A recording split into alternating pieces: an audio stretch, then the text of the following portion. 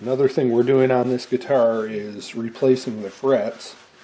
Probably doesn't show up in the camera very well, but they're quite worn. They have dents, of course, but also they're just not very tall. Probably had a couple of fret dressings over the years, and I don't know, I don't think there's more than about 20 thousandths of an inch of fret off the fretboard, maybe less than that. So I'm going to take all the frets out and put in new ones. I've got the frets out, so now I'm going to use a radiused block and just sand the fretboard lightly.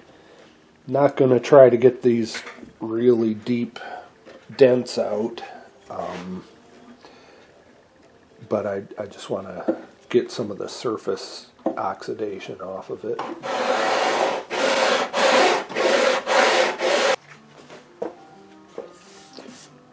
Okay, that's sanded up.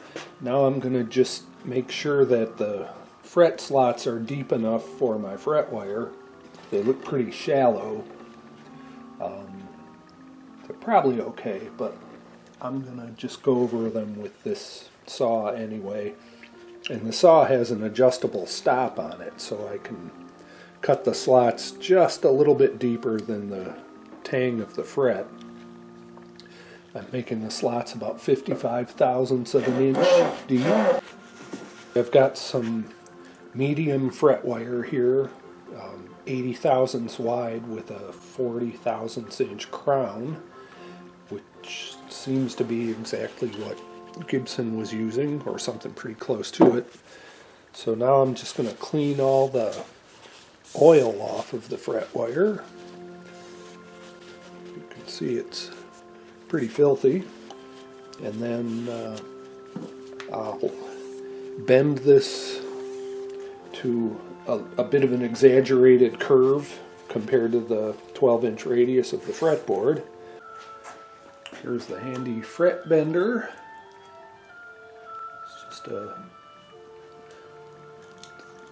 one adjustable roller and two fixed in place, and as you crank the arm, the fret wire moves along and bends to a nice curve. So I've got a support block under the neck so that when I hammer the frets, there's some resistance, and the force of the hammering will actually drive the fret wire into the slot. Plus it elevates the peg head so I don't inadvertently snap the peg head off the guitar as I'm hammering.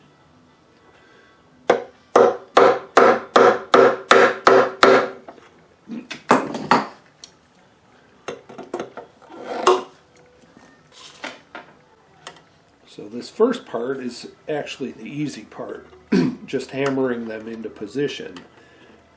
The more time-consuming part is afterward, making sure they're level and beveling the edges of the frets and making them all crowned the same after the leveling process. So that'll be in a little while.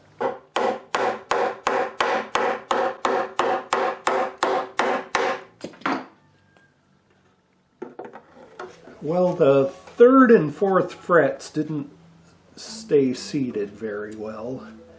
So if I pound in one end, the other end pops up. So what I'm going to do is use a little cyanoacrylate glue and glue those in place.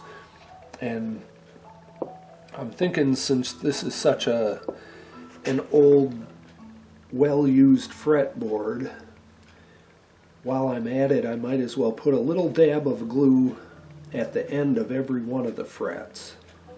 I don't routinely do that, but in this case I'm going to, and that way the customer won't have to worry about a fret ever popping loose.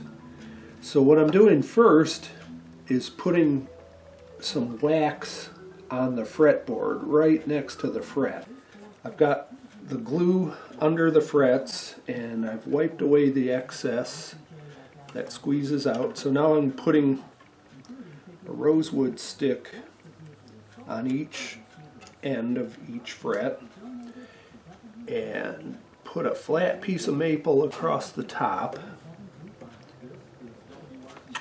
and then clamp the maple in place, and that'll push down the edges of the frets.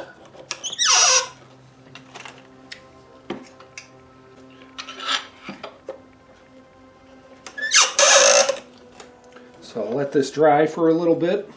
Doesn't take very long.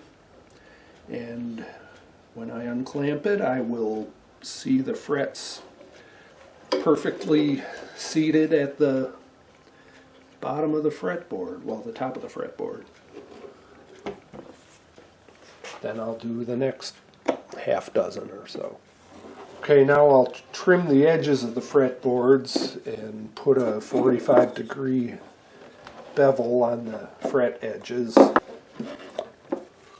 Got a file glued to a block of wood for trimming the edges.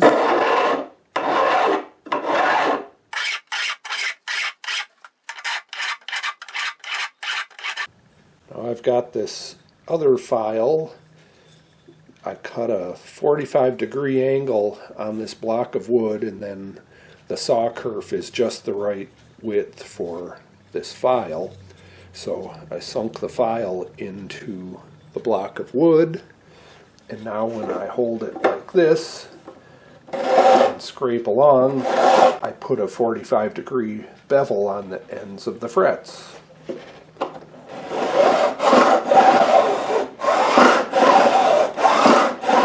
Next, I'll take this diamond encrusted leveling stone. It's used generally for sharpening chisels and plane blades and that sort of thing.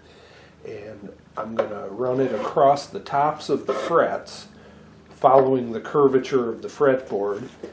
And I'll look for each fret to be touched by the leveling stone. Once I see that every fret has been hit, then I'll know that they're all on the same level, because this is really perfectly flat here.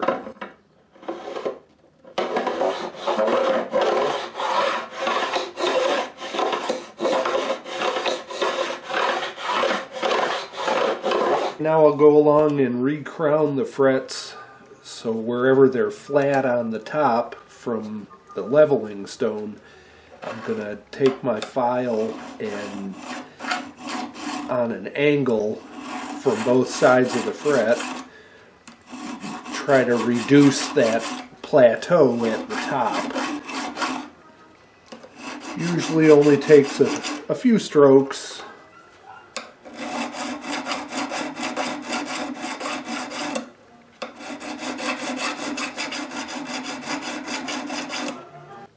The ends of the frets are pretty sharp with burrs. So I'm going to take this safety file. It has no teeth on either of the small edges, just along the long faces. And I'm going to file the ends of each fret to get rid of the burrs. I'm filing on an angle, both this way and this way. So as I file, I'm curving the file upward like that, and trying to achieve a nice rounded edge to each of the frets, so there won't be any burrs to snag a finger. The last thing is to get the file marks out from where I was using the file to recrown the frets, and the way I do that is with a series of sandpapers. So I'll start with 320 grit wrapped around a pencil, and I drag it forward and backward.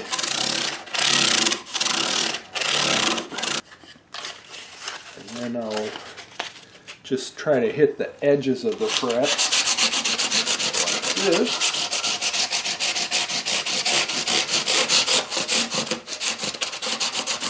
So now I'll do the same thing with 400 grit and 600 grit sandpaper. After the sandpaper, I'll finish it off with some 4-0 steel wool. Polishes up the frets and the fretboard.